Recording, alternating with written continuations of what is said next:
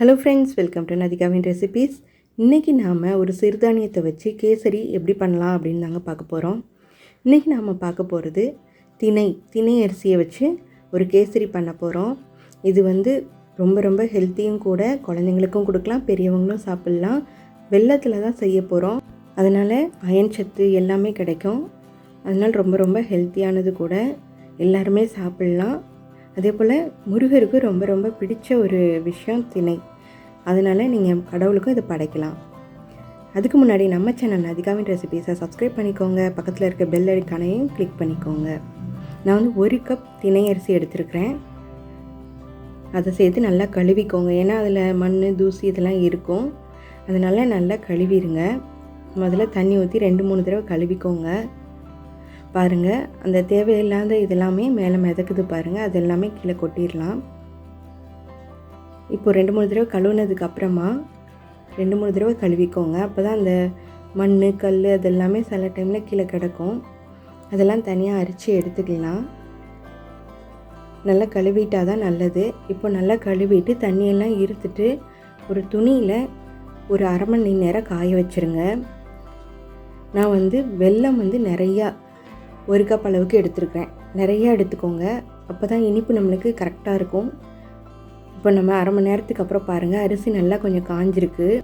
இப்போது முதல்லையே மிக்சியில் அரைச்சிட்டு அதுக்கப்புறமா நெய்யில் வறுத்துக்கிறதுனால வறுத்துக்கலாம். நான் இப்போ முதல்ல நெய்யில் வறுத்துட்டு அதுக்கப்புறமா நான் மிக்சியில் அரைச்சிக்க போகிறேன். நான் 2 ஸ்பூன் நெய் ஊற்றிட்டேன். கொஞ்சமாக முந்திரி பருப்பு, கொஞ்சம் கிஸ்மிஸ் பழம், 2 நெய்யில் வறுத்து எடுத்து வச்சுக்கலாம். பாருங்கள், நல்லா பபிள்ஸ் மாதிரி வந்துருச்சு, கோல்டன் ப்ரௌன் கலரில் வந்துருச்சு. எடுத்து தனியாக வச்சிடலாம்.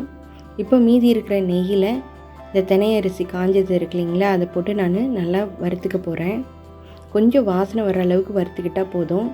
நல்லா ஆறுனதுக்கப்புறமா மிக்சியில் போட்டு 1-2 அரைச்சிக்கோங்க. ரொம்ப மையாக அரைக்க வேண்டாம். தண்ணி எதுவுமே சேர்க்க தேவையில்லை, அப்படியே அரைச்சிக்கலாம். அரைக்கிறதுக்கு வச்சாச்சு. இப்போ 3 கப் தண்ணி சேர்த்துக்கலாம். ஒரு 2 துண்டு கல் உப்பு சேர்த்துருக்குறேன்.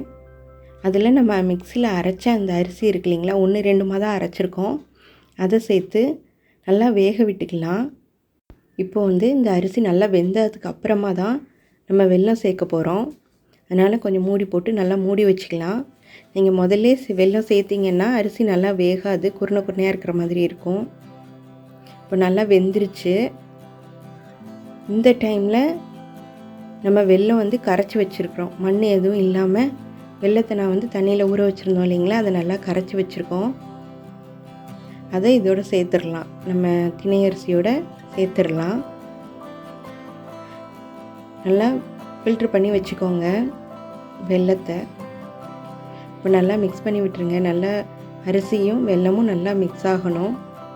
இப்போ மூடி போட்டு ஒரு 10 நிமிஷம் வெயிட் பண்ணலாம். பாருங்கள், இப்போவும் நல்லா வெந்திருக்கும். வெல்லமும் 1 கப் அளவுக்கு இருந்ததுங்க. இப்போ 2 ஸ்பூன் நெய் ஊற்றிருக்கிறேன், அதையும் சேர்த்து நல்லா கிளறி விட்டுருங்க. இப்போது ஏலக்காய் தூள் அது 1 ஸ்பூன் சேர்த்துருக்கேன். இப்போ நல்லா அந்த நெய்யெல்லாம் மேலே பிரிஞ்சு வந்திருக்கு பாருங்கள் கேசரியில். இந்த ஸ்டேஜில் நம்ம இறக்கிடலாம். இப்போ வறுத்து வச்சுருந்த முந்திரி, கிஸ்மிஸ் பழம் அதையும் சேர்த்து நம்ம சர்வ் பண்ணிடலாம், பரிமாறிடலாம். இப்போ பாருங்கள், நம்மளுக்கு திணை கேசரி ரெடி ஆயிடுச்சு. நீங்கள் குழந்தைங்களுக்கும் கொடுக்கலாம், பெரியவங்களும் சாப்பிட்லாம், சாமிக்கும் படைக்கலாம். முருகனுக்கும் ரொம்ப பிடிச்சது. அதனால் முருகருக்கும் ஏதாவது விசேஷமான நாளில் நெய்வேத்தியமாக படைக்கலாம். ரொம்ப ஹெல்த்தியானதும் கூட. நம்ம சேனல் உங்களுக்கு பிடிச்சிருக்குன்னு நினைக்கிறேன். சப்ஸ்கிரைப் பண்ணுங்கள், லைக் பண்ணுங்கள், ஷேர் பண்ணுங்கள், கமெண்ட் பண்ணுங்கள். நம்ம சேனலை சப்ஸ்கிரைப் பண்ணாமல் பார்த்துட்டு இருக்க ஃப்ரெண்ட்ஸ் கொஞ்சம் சப்ஸ்கிரைப் பண்ணுங்கள். தேங்க்ஸ் ஃபார் வாட்சிங். தேங்க்யூ.